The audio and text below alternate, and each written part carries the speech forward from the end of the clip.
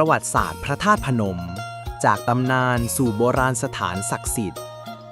1. ยุคก่อนสร้างตำนานและบริบททางวัฒนธรรม 2. ยุคสร้างพระธาตุพนมราวพ.ศ. 8 ถึงพ.ศ. 1000 3. ยุคพัฒนาและบูรณะพ.ศ. 1000 ถึงพ.ศ. 2300 4. ยุคล่มสลายและการฟื้นฟูพ.ศ. 2300 ถึงพ.ศ. 2500 5. ยุคฟื้นฟูใหม่พ.ศ. 2518 ถึงปัจจุบัน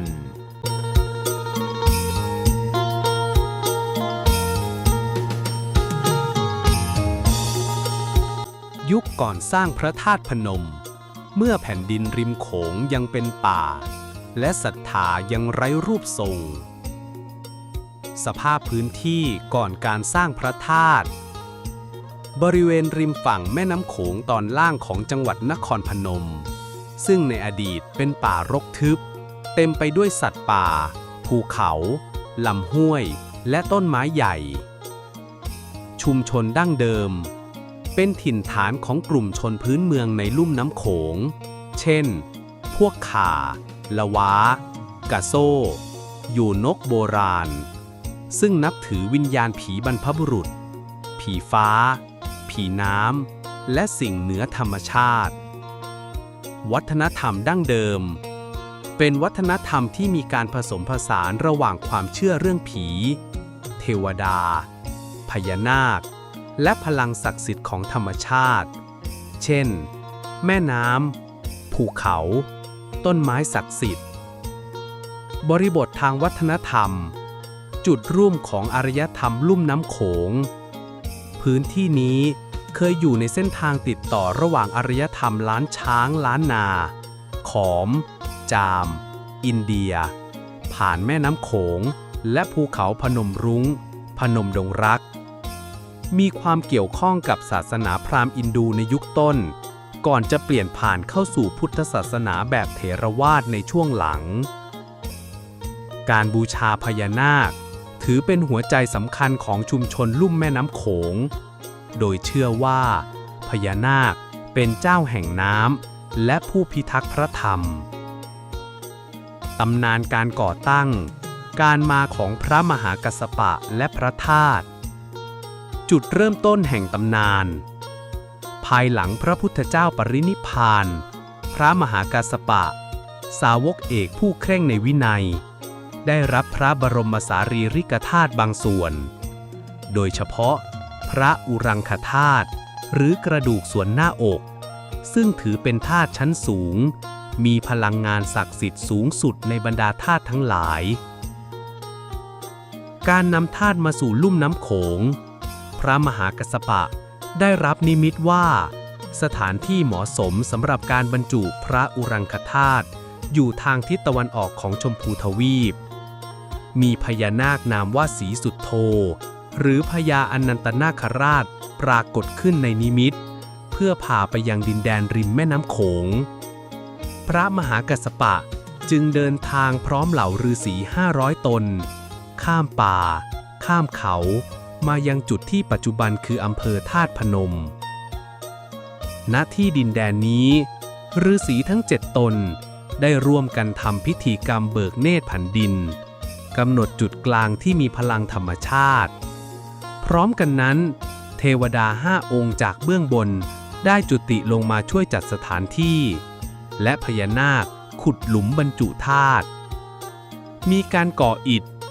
หินและไม้โดยใช้วิธีการสถาปัตยกรรมแบบอินเดียตอนเหนืออานันตเจดีย์เป็นต้นแบบความหมายเชิงศาสนาภูมิจิตวิญญาณการเลือกสถานที่นี้เพื่อเป็นศูนย์กลางธรรมจักรแห่งลุ่มน้ำโขงเป็นทั้งจุดกระจายศาสนาและจุดรวมพลังศรัทธาความเชื่อผสมผสานกันระหว่างพุทธเถรวาทพระบรมธาตุฮินดูพราหมณ์ฤาษีเทวดาความเชื่อพื้นเมืองพญานาคผีฟ้าจึงไม่ใช่แค่สถานที่ทางศาสนาเท่านั้นแต่เป็นศูนย์รวมจิตวิญญาณแห่งภูมิภาค อิทธิพลทางการเมืองและวัฒนธรรมในเวลาต่อมา เมื่อมีการสถาปนาพระธาตุพนมในภายหลังสถานที่นี้กลายเป็นสัญลักษณ์แห่งอำนาจของผู้นำเมืองที่เชื่อมโยงกับพลังศักดิ์สิทธิ์เจ้าเมือง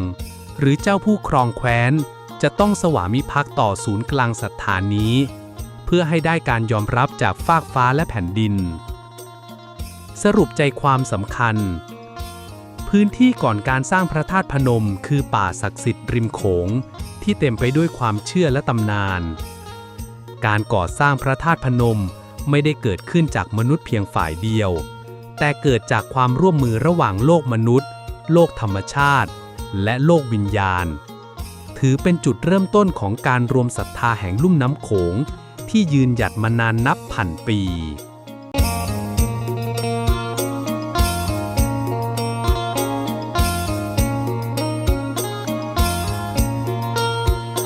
ยุคสร้างพระธาตุพนมราวพศ 8 ถึงพศ 1000 จากตำนานพระธาตุพนมและหลักฐานทางโบราณคดีเชื่อว่าการสร้างเริ่มต้นประมาณพุทธศตวรรษที่ 8 ราวพศ 700 ถึง 800 โดยพวกลัทธิพุทธฝ่ายมหายานซึ่งอยู่ในอิทธิพลของขอมพระธาตุพนมรุ่นแรกเป็นเจดีย์รูปทรงสถูปยอดแหลมคล้ายสถาปัตยกรรมอินเดียแบบอานันทเจดีย์ที่พุกามผู้มีส่วนร่วมในการสร้างได้แก่ฤาษี7 องค์และพระอรหันต์ในตำนานเช่นพระมหากัสสปะ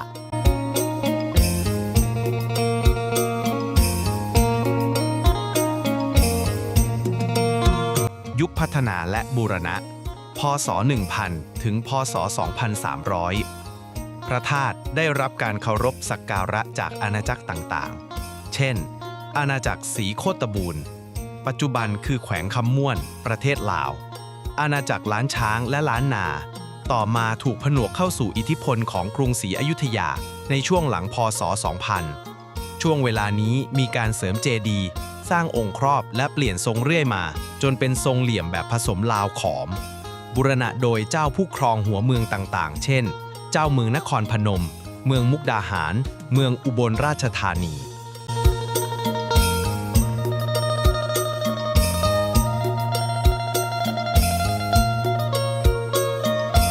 ยุคล่มสลายและการฟื้นฟู พ.ศ. 2300 ถึง 2500 ช่วงสงครามและความไม่มั่นคง เช่นกบฏเจ้าพระวรเจ้าอนุวงศ์พระธาตุถูกปล่อยร้างบางช่วงแต่ยังมีชาวบ้านศรัทธาไม่เสื่อมคลายในยุครัตนโกสินทร์ต้นต้นรัชกาลที่ 1 ถึง 3 มีการส่งพระราชาคณะและข้าหลวงมาดูแลวันที่ 11 สิงหาคม พ.ศ. 2518 เกิดเหตุการณ์สำคัญองค์พระธาตุพนมพังถล่มลงมาทั้งองค์อย่างไม่คาดคิดสร้างความเศร้าโศกแก่ชาวพุทธทั่วประเทศ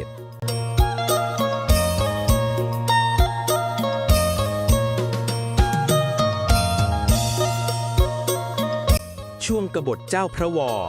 ราวพ.ศ. 2321 ถึง 2325 บริบทประวัติศาสตร์เจ้าพระวรและเจ้าพระตาเป็นผู้นำกลุ่มคนลาวจากเวียงจันทร์ที่อพยพมาตั้งเมืองแถบอีสานฝั่งขวาแม่น้ำโขงเช่นเมืองอุบลและหัวเมืองใกล้เคียงเมื่อเกิดความขัดแย้งกับเวียงจันทร์หรือราชวงศ์ล้านช้างจึงก่อการแข่งข้อไม่ขึ้นกับอำนาจเวียงจันทร์อีกเวียงจันทร์จึงส่งทัพมาปราบปรามและเกิดสงครามในพื้นที่ชายแดนอีสานรวมถึงนครพนมผลกระทบต่อพระธาตุพนม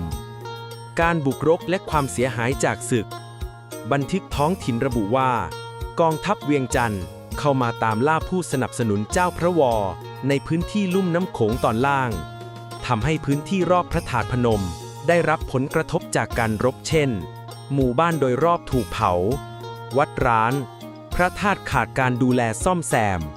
องค์พระธาตุไม่ได้ถูกรื้อทำลายโดยตรงแต่อยู่ในสภาพถูกทิ้งร้างและทรุดโทรมเนื่องจากสงครามและประชาชนหนีภัย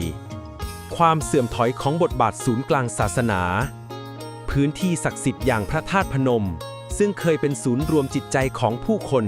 ถูกปล่อยร้างชั่วคราวการเดินทางแสวงบุญลดลงพระภิกษุและฤาษี ที่เคยจำพรรษาในพื้นที่ละทิ้งวัดเพราะภัยศึก การฟื้นฟูหลังสงครามปลายพ.ศ. 2300 หลังศึกเจ้าพระวอสิ้นสุด ราชสำนักกรุงธนบุรี และต่อมารัชกาลที่ 1 แห่งกรุงรัตนโกสินทร์ได้เริ่มฟื้นฟูเมืองอีสาน พระธาตุพนมได้รับการบูรณะเบื้องต้นอีกครั้ง โดยความร่วมมือของเจ้าเมืองนครพนม เมืองอุบล และเมืองร้อยเอ็ด บทบาทของพระธาตุกลับมาอีกครั้งในฐานะศูนย์รวมพุทธศาสนา และเป็นเครื่องยืนยันอำนาจของสยามในอีสาน สรุปประเด็น หัวข้อ รายละเอียด เหตุการณ์ สงครามปราบกบฏเจ้าพระวอโดยเวียงจันทร์ ช่วงเวลาราวพ.ศ. 2321 ถึง 2325 ผลกระทบ การร้างชั่วคราว การเสียหายของพื้นที่รอบพระธาตุ จุดเปลี่ยน เริ่มการฟื้นฟูหลังสงคราม โดยเมืองนครพนม ร่วมกับราชสำนักสยาม ความสำคัญ ยืนยันว่าพระธาตุพนม เป็นสัญลักษณ์ทางพุทธศาสนาและการเมือง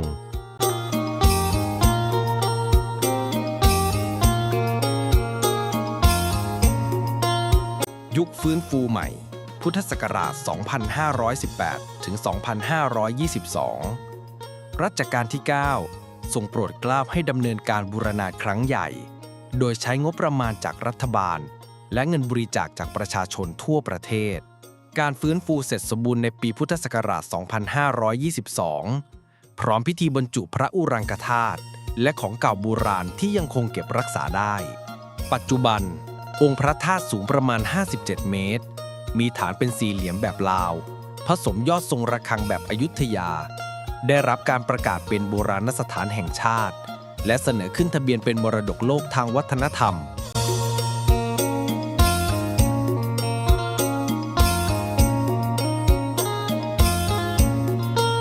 เหตุการณ์สำคัญในประวัติศาสตร์ พระธาตุพนม พ.ศ. 8-800 ตำนานการสร้างโดยพระมหากัสสปะ และฤาษี พ.ศ. 1000-1100 ขยายอิทธิพลของศรีโคตรบูรณ์ลานช้าง บูรณะองค์เจดีย์ พ.ศ. 2100-2300 เข้าสู่กรุงศรีอยุธยา และรัตนโกสินทร์ตอนต้น พ.ศ. 2515 ถล่มลงมาทั้งองค์จากการกัดเซาะของน้ำใต้ดินและอายุที่ยาวนาน พ.ศ. 2522 บูรณะใหม่แล้วเสร็จ ทำพิธีบรรจุพระบรมสารีริกธาตุอีกครั้ง ปัจจุบันเป็นศูนย์รวมจิตใจของชาวพุทธทั้งลาวและไทยอีสาน ประกอบพิธีแห่พระอุรังคธาตุทุกปี สรุปความสำคัญของพระธาตุพนม เป็นศูนย์รวมความเชื่อระหว่างพุทธศาสนา ความเชื่อพื้นเมือง และตำนานพญานาค